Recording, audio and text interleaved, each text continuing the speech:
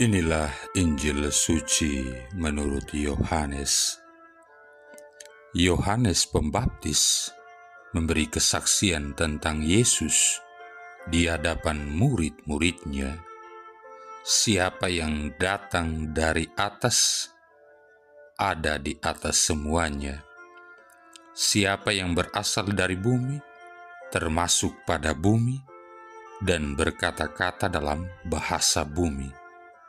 Siapa yang datang dari surga, ada di atas semuanya.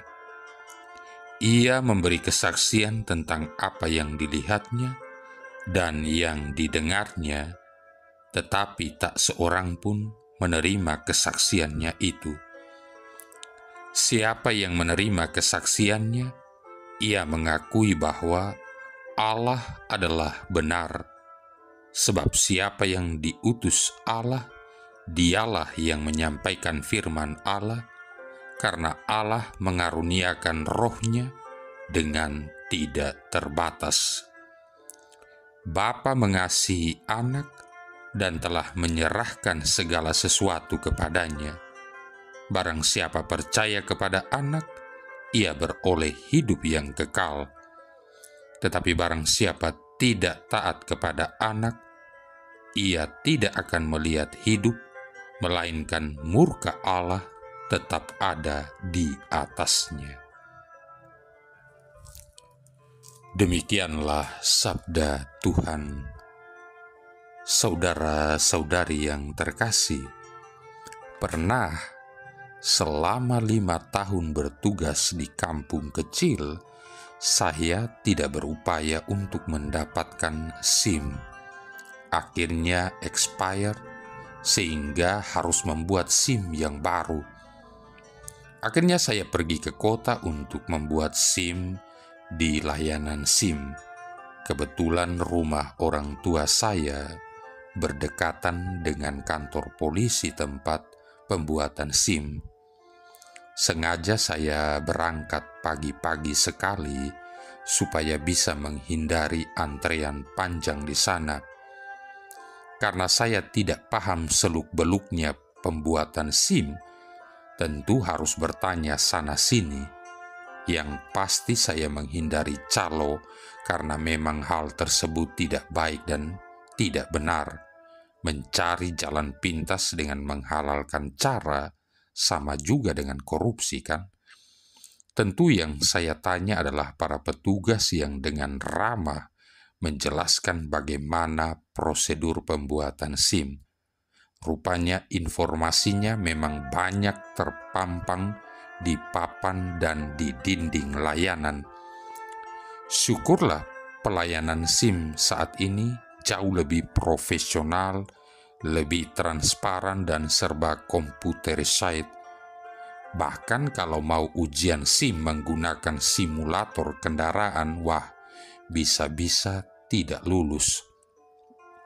Hal serupa pasti juga akan kita lakukan bila kehilangan arah saat memasuki satu kota atau daerah atau tempat yang asing bagi kita. Tanya sana, tanya sini, kalau perlu telepon sahabat, teman, kenalan yang berasal dari daerah atau tempat tersebut.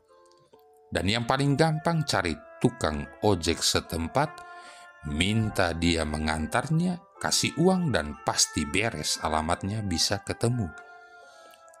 Saudara-saudari yang terkasih, itulah yang bisa kita tangkap dari Injil hari ini.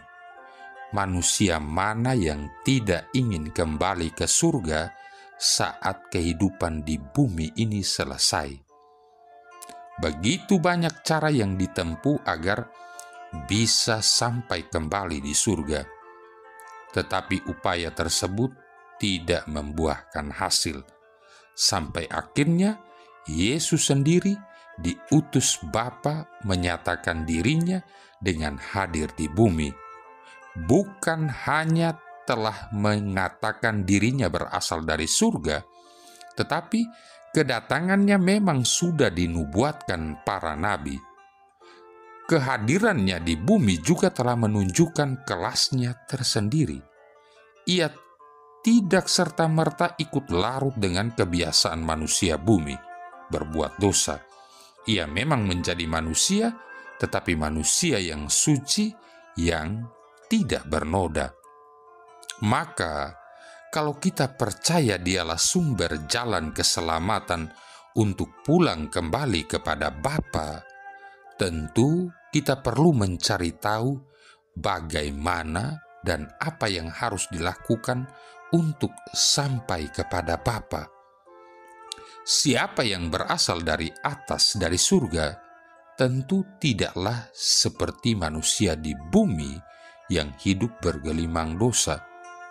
Yesus telah membuktikan kesetiaannya dalam penderitaan sengsaranya sampai wafat di kayu salib dan bangkit di hari ketiga untuk menebus seluruh dosa manusia.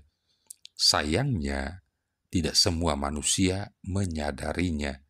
Tidak semua manusia menerima tawaran keselamatan darinya. Tidak semua manusia mengiyakan bahwa Ia telah turun dari surga menjelma menjadi manusia untuk menyelamatkan manusia. Dan itulah pilihan yang diberikan kepada kita. Apakah kita percaya kepada Yesus? Apakah seluruh kesaksian para murid yang tertulis dalam kitab suci masih kurang? Tentu saja masih kurang, karena kita tidak bisa begitu saja memahaminya.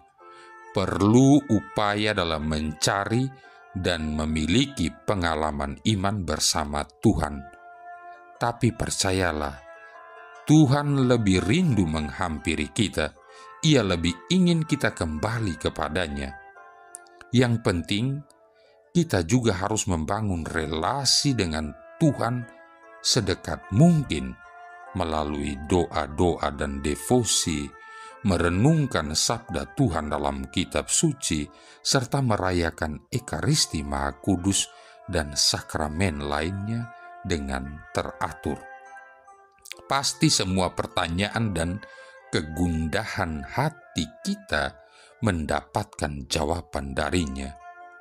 Banyak saudara-saudari kita memiliki pengalaman dicintai Tuhan, dan semoga itu semua cukup untuk meneguhkan iman kita agar terus mengarahkan kehidupan kita kepadanya.